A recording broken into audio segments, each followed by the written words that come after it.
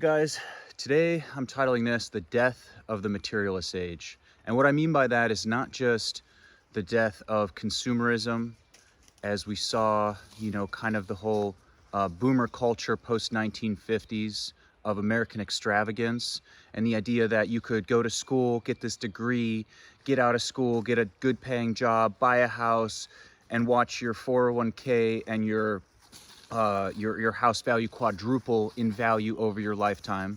We are witnessing the death of that. Like, that's not there for young people today. But there's also a death of the materialist age in more of a spiritual sense, where, kind of going back to these Enlightenment ideas that we don't need God and that, science is all that we need to explain the world around us. I think even secular people I know are looking at that and they're like, no, like they have some deeper seated feeling that, they look around at everything around us. They look at the complexity of life. They look at the fine tuning of the universe. And there's just something deeper in them that's like, there's got to be something more. Like, they have this pull. And so we're kind of seeing the death of that too. And honestly, all the nonsense with the COVID thing kind of even propelled that, because people lost even more respect for these scientific institutions and the universities. You can see the university system is in the death throes right now, because forgive me, but there's just not, the value's not there for somebody to go $100,000 in debt, get this piece of paper, and then work at Starbucks afterwards. Like, it doesn't matter to most employers. It doesn't matter to me. And if anything, it's almost a hindrance in some ways, I feel like, because you now have somebody who feels entitled. But at the end of the day, most employers are like, I need you to do this job. And if you can do this job well, I have bigger jobs to give you. But this piece of paper only says that you showed up to class and that you got, these marks. And I guess maybe it's a little something, but it's not worth 100,000. And so we're seeing this now all kind of coming to a head. We're definitely in the end of an empire. So this age, I believe when historians look back, they're going to look back and it will have officially ended with the ending of the American empire, because the American empire has been the materialist age in its zenith. It has been kind of the fulfillment of this age has been found in America, in our consumeristic culture. And even though, people say that America is a Christian nation, it kind of seems more like we've definitely become more of a, especially now, I don't know how you could say that, but over the years, it's like we've just become more and more consumeristic. What was the first thing they told everybody after 9/11? If you remember that, George Bush came out and he said, go out and shop. Go out and buy stuff. Don't let the terrorists win. And it's just interwoven in everything, even in our holidays. Our holidays are completely, have had all the spiritual meaning removed from them, and we're pumped full of consumerism, buy, and just these, everything from Easter. It's no longer about, Christ's resurrection. It's about the Easter bunny and Easter eggs and chocolate. And, Christmas has become all about presents and Black Friday. And it's really sickening to see. And we even have, even a holiday like St. Patrick's Day has just been about drinking. We've got 420 coming up. It's a smoker's holiday. It's just, and our shops will it moves product. Just like Black Friday moves product for retail outlets, 420 moves product for, dispensaries, because people overconsume. It's like, oh, on this day, we're going to overdo this thing. But this is all of the materialist age. And what I'm saying is that's coming to an end. And now, because those same opportunities are not there for young people to pursue the material wealth that their parents had, and young people in general just tend to be seeking out meaning, deeper meaning. What's the purpose of this? What should I do with my life? These kind of questions. This is sort of a pattern that's played out again and again, and that's where I see a lot of young people at today. We get a lot of young people asking to come work on our farm. There's a lot of young people that want to go back into farming because at least that's something real, and there's something that tells them that I need to get back to kind of more of this simple way of living and give up more of these earthly pursuits, and that's great. But we also saw this same trend back in the 1960s. These are cycles, so these kind of just repeats. In the 1960s, when the boomers were kids, when they were teens and in their early 20s, they broke away from the culture of their parents, which was more rigid. It was this cookie cutter lifestyle, you know, and they rejected all that, and which in a way was rejecting the consumerism of their culture. But what did they, you know, because there was not really anything there to fill the void, they gravitated towards, you know, you can look at the 60s, they gravitated towards, you know, sex and drugs. and and then what you saw is, you know, this little period there where they may have been open for deeper pursuits, but they filled it still with very material things. Like sex and drugs are still materialist things. They're still of this earth. They're not spiritual things. I know people will say, oh, drugs can be spiritual, and we could save that topic for another conversation. But at the end of the day, it's like you're still not filling that void with God. And so what happened? Well, you can't build a life on, you know, sex and drugs. And so it ran its course. The prophets of that age all failed them. So Alan Watts died of alcoholism.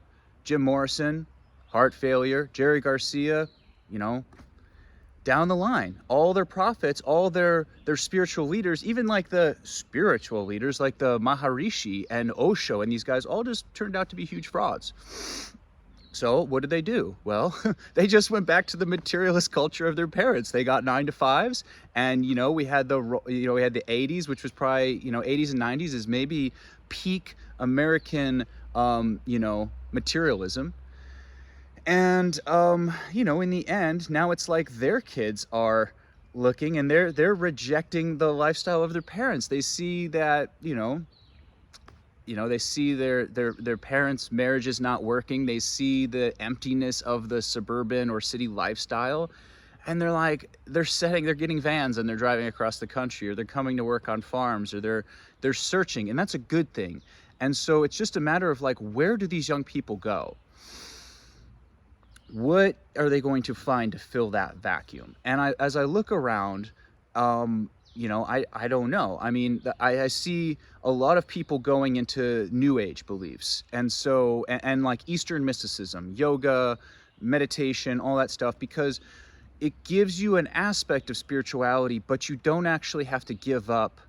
You could still say very secular. You can still, in a way, in many ways, still be a materialist. You don't really have to give these things up, but you can introduce this meditation practice where you go out in the woods and you clear your mind, or this yoga practice where you go and sweat in a studio and you feel better afterward. You feel like you're getting this little dose of spirituality, but really, I think that's also going to have the same result of what we found in the 1960s. And even the people in the 1960s that, you know, even people that are seeking Christ, you know, I look around at Protestantism, and it's become so watered down.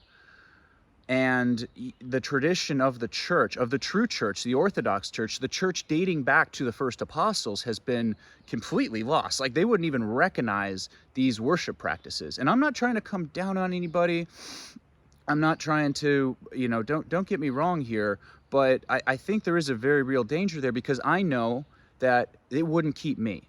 And in fact, that's a big reason why I went away from Christianity, is because we were kind of going to a more, we were going to a Protestant church. I was in high school, and I was hungry for Christ. I was searching for Christ. I was researching creationism and evolution and all, and I just wanted to know, like, does God exist? I was hungry for this answer, and we were going to this church, and we were doing these, you know, these alpha meetings, and I could intellectualize it, but at a certain point, like the gospel music with the rock band and all, it never did anything for me. It never, like, I could see people kind of getting into it, and it just, for me, it was like, this is kind of corny, you know? And I liked, you know, I liked hearing the word of God and all this, but at the end, I went towards psychedelics, because I was like, I took mushrooms and I was like, oh, well, here's where I can find truth. Like, I can have this experience, and I'll seek truth out that way. And so I completely fell away from Christ, and I went down that path, and I saw where that led. It led me to a very dark place. It nearly led me to death. And it's only by the grace of God that I'm still here. But, you know, I look at young people, I feel like people coming into that, there's just, like I said, it's not the tradition of the church. This is, you know, why did they introduce a guitar, an electric guitar and drums and all this into the service, right? And it's like, it's not because Elder so-and-so was up on a mountain and had this vision. It's like, well, Pastor Bob and I thought that it would bring in more young people. So and that's why we put up the rock climbing wall. And it's like, that's not Christ. That's not Christ, and that's not the tradition of the church. So without the tradition of the church, without the holy sacraments, it's not going to keep you. I mean, it wouldn't keep me, and I don't think it will keep a lot of other people. And I think a lot of people have this idea of Christianity that's not Christianity. And one of the things I tell people when I'm telling them my story becoming Christian, I just say, look, it's not what I thought it was. I had this idea, and I never had a problem with Christ, but I had this idea of Christianity. And after experiencing orthodoxy, it's not what I thought it was, because orthodoxy is the most mystical thing I've ever experienced, hands down. And I've done the meditation, I've done the yoga, I've done the ayahuasca, all of that. I've searched out those paths. This is the most mystical thing by far I have ever experienced.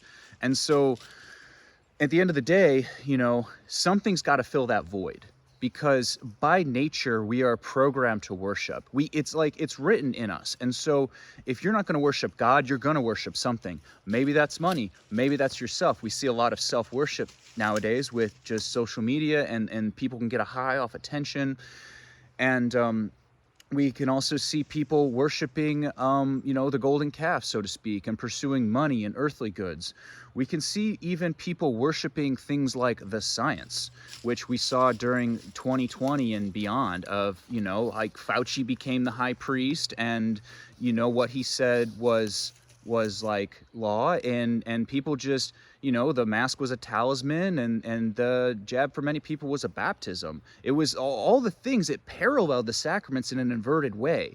And so like that, like I said, and the people who I feel like fell for it the hardest were the people that just, they don't have Christ. They just didn't have an anchor in truth. And when you don't have an anchor in truth, it's very easy for this or that to come and sweep you away. And that's what we're going to see with the Antichrist. It's not somebody who's coming against Christ in a way, but somebody who's coming in place of Christ, somebody to pull people away from Christ.